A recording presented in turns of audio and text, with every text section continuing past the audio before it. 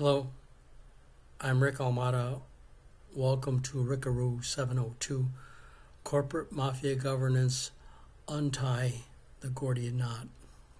The following segment is a short anti-war documentary. January 4th, I participated in a war protest here in LA, went from Pershing Square to City Hall. This is what I captured on my camera. I mixed that with with readings and quotes from the Afghanistan Papers and the lessons learned documents recently released by the Washington Post. I will have a link below for you if you'd like to read the whole piece, the whole article. Within that piece is a link again for lesson learned documents. Also, I'll have two links below besides that, other segments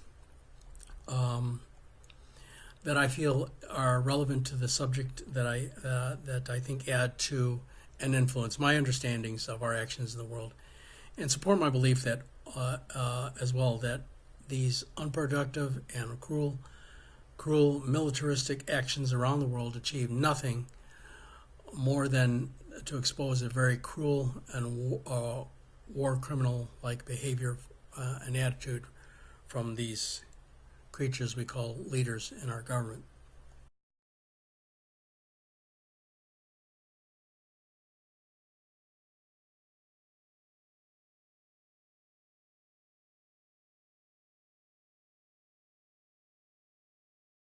We got your back. No more U.S. attack. Iran, we got your back. No more U.S. attack. Iran, we got your back. No more U.S. attack. Iran, we got your back. No more U.S. attack. Iran, we got your back. No more U.S. attack. Iran, we got your...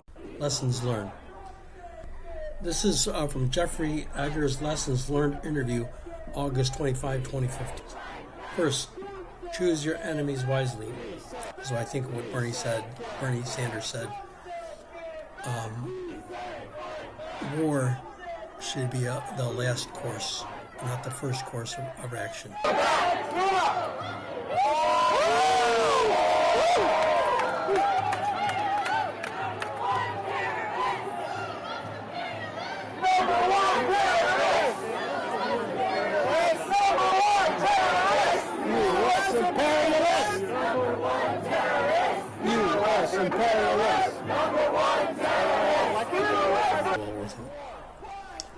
Quote, "We were devoid of fundamental understanding of Afghanistan. We didn't know what we were doing." Douglas Lute, 3-star Army General, White House Afghan war czar during Bush and Obama administration. What are we trying to do here? He continues. We didn't have the foggiest notion of what we were undertaking. That seems to be thematic. I wouldn't want to say, obviously. He's speaking to both in the Bush and the Obama administration, and I'd say that pattern continues. New Iraq war. No new Iraq war. No new Iraq war. No new Iraq war. No new Iran war. No new Iraq war. No new Iran war. 1, 2, 3, 4. We don't want your racist war. If the American people knew the magnitude of this dysfunction, 2,400 lives lost, who will say this was in vain? That's a 3-star general in the military.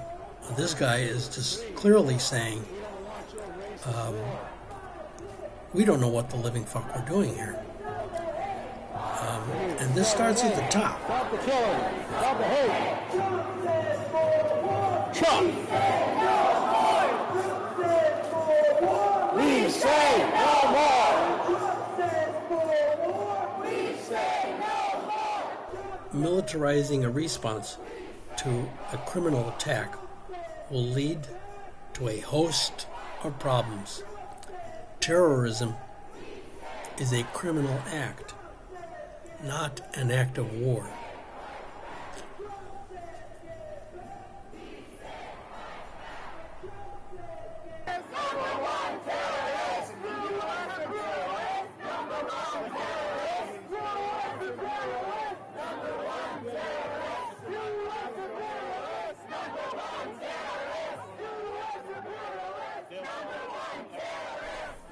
Lesson 2, don't over-aggregate the enemy. And he has some passage in there, I think, that explains that rather well. Most people, even in Europe, offer criticism and those we should take seriously. But still, they believe that some response to the attacks on 9/11 was warranted. They also say that the U.S. response exceeded what was necessary.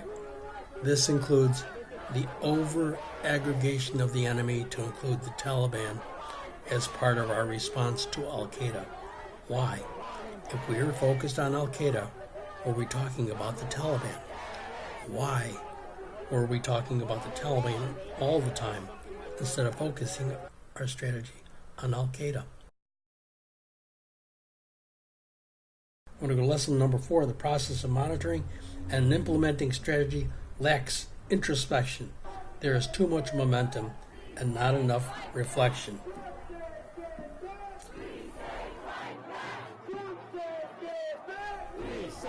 We have tied ourselves in a Gordian knot.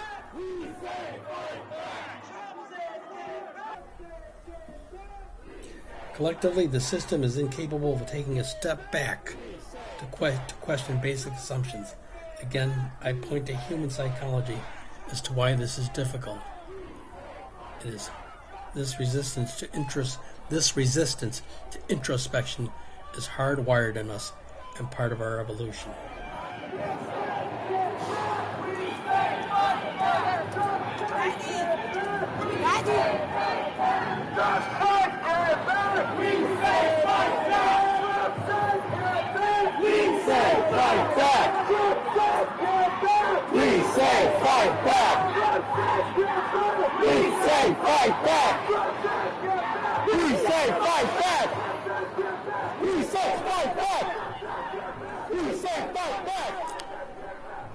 Terrorism is a criminal act, not an act of war. Staying the course is a costly fallacy. That doesn't even need an explanation. For 18 years plus, more, going on 19. Pretty soon will be 19 in there. We have institutionalized the dysfunction because we want control of a synchronized strategy.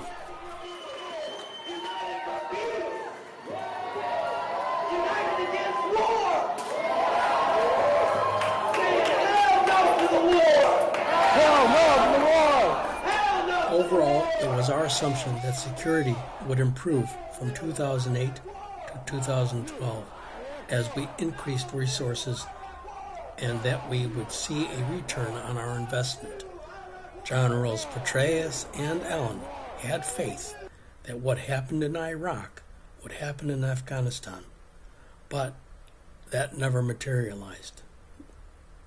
In terms of the big picture, there were too many questions that were not uncovered because there was no reason to look at certain issues, and also SIGAR came into being. We were just moving too fast, with too many people, and too many resources. The big picture question is also about what are we doing here in Afghanistan? What did we get for this $1 trillion effort? Was it worth $1 trillion? These conversations are only happening in private.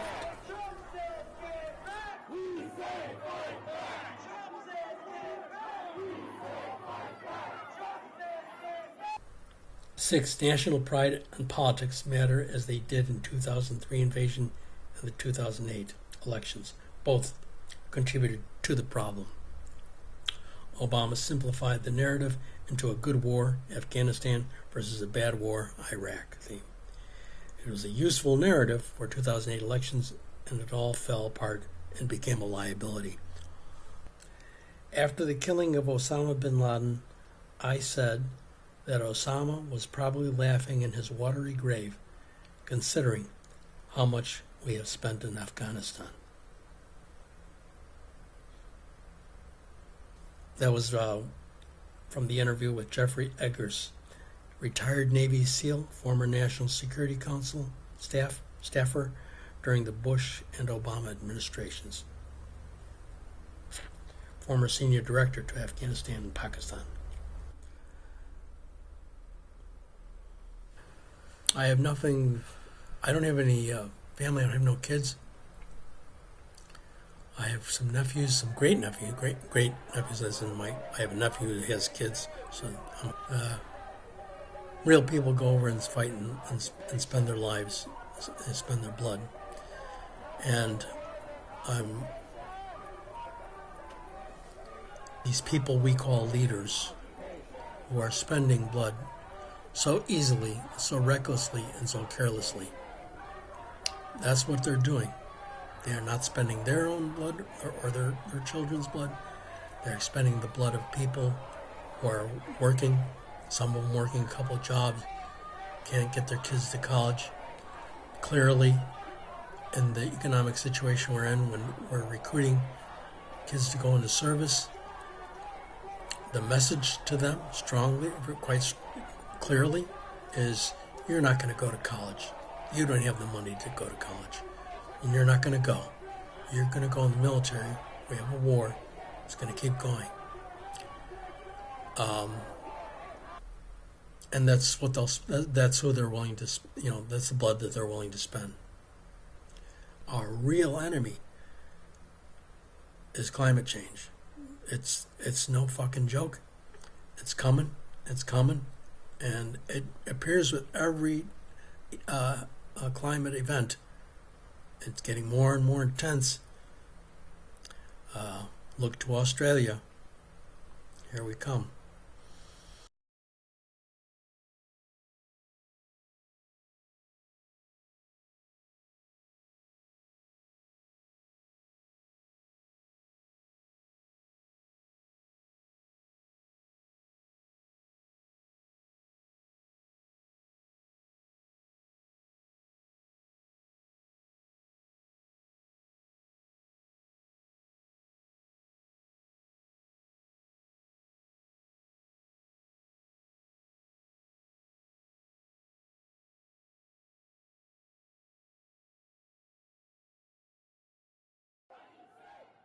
Kids you killed today? How many kids you killed today? How many kids you killed today? How many kids you killed today? How many kids you killed today?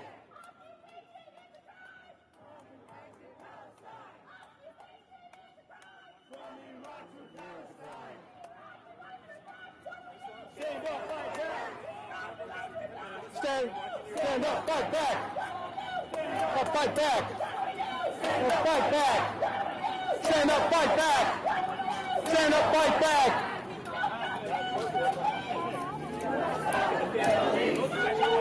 Good peace. U.S. side of the Middle East. Middle East. Thank you for checking out my channel, and I hope you enjoyed Corporate Mafia Governance, Untie the Gordian Knot. If you liked it, please click the like button and subscribe.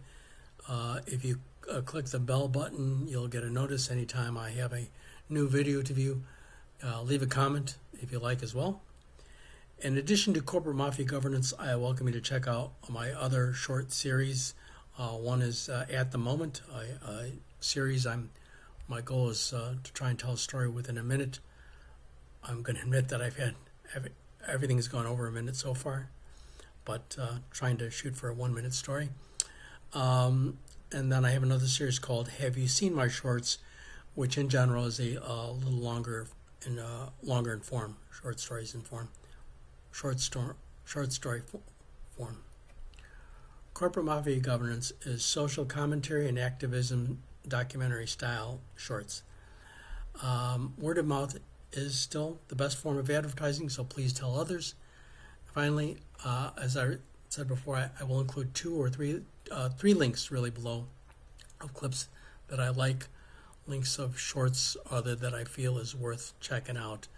And this one, as I mentioned, the Afghanistan Papers link, also a link of an interview with McGovern, a former CIA analyst, who was a whistleblower, being interviewed on U.S. drone strikes, and talked about a battle between the State Department versus the CIA that I think is worth looking at. And then also there's a link for a Rebel HQ. Eric Byler interviewed Colonel Lawrence Wilkerson. It's called Iraq Confessions from Inside the Bush Administration. And I think the whole thing is worth listening to, but there's a near the end there, from about 8:30 on to the end, is some really, really interesting observations from Colonel Lawrence Wilkerson. All right, that said, I again, thanks. You take care. Have a great day. Bye.